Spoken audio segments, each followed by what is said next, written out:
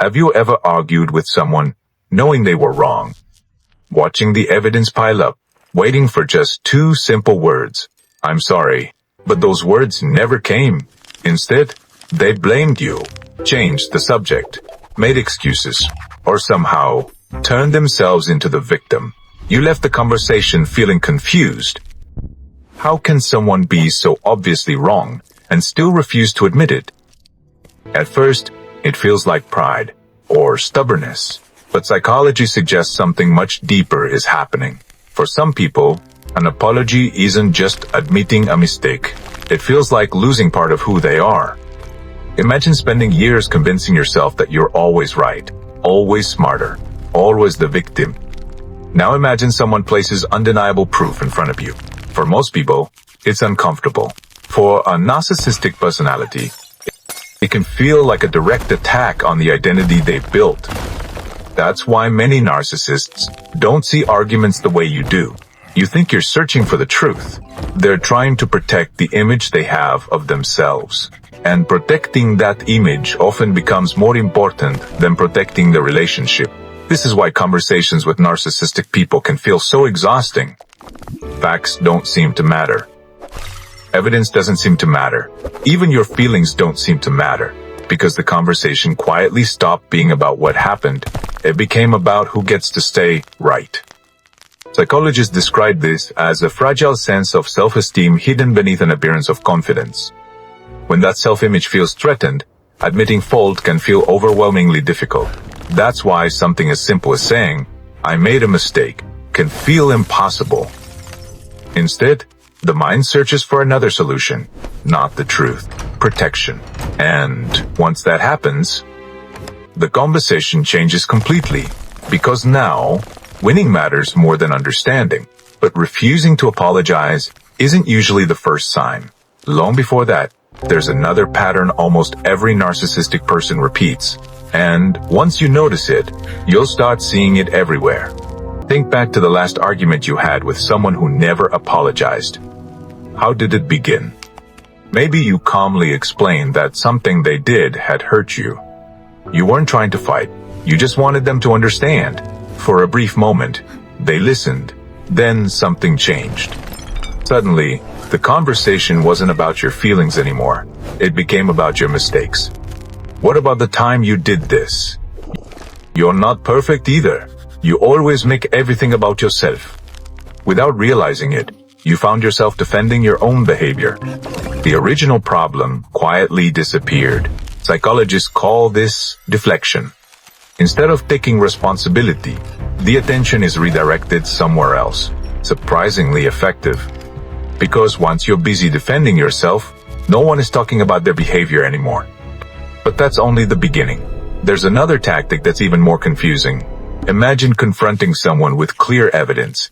A message, a promise they broke, words they clearly remember saying. Instead of admitting it, they laugh. "You're remembering it wrong. That's not what I meant. You're too sensitive." Slowly, the conversation stops being about facts. It becomes about your perception. After hearing this enough times, many people begin questioning themselves. Maybe I misunderstood. Maybe I'm overreacting. And that's exactly why these conversations can feel so exhausting. You're no longer discussing what happened. You're trying to defend your own reality. Now, here's something many people don't understand. Not every person who refuses to apologize is a narcissist. Sometimes people avoid apologizing because of fear, pride, embarrassment, or simply poor emotional skills. But narcissistic behavior often follows a different pattern. The apology isn't avoided because the mistake was small. It's avoided because admitting fault feels like losing control, and losing control threatens the image they've spent years protecting. That's why many narcissistic people would rather damage a relationship than damage their ego. Here's the strange part. They often expect apologies from everyone else, quickly, completely, without excuses. But when it's their turn, the rules suddenly change. Because in their mind, they're not protecting the truth. They're protecting the version of themselves they desperately need to believe. And that explains why genuine accountability feels so rare. But perhaps the most powerful thing narcissistic people do isn't refusing to apologize. It's making you feel like you should apologize instead. At some point, you stop trying to prove you're right, not because you've changed your mind, because you're exhausted. You've explained yourself 5 different ways. You've stayed calm. You've apologized for things that weren't even your fault, just to end the argument. And somehow, they still walk away acting like the victim.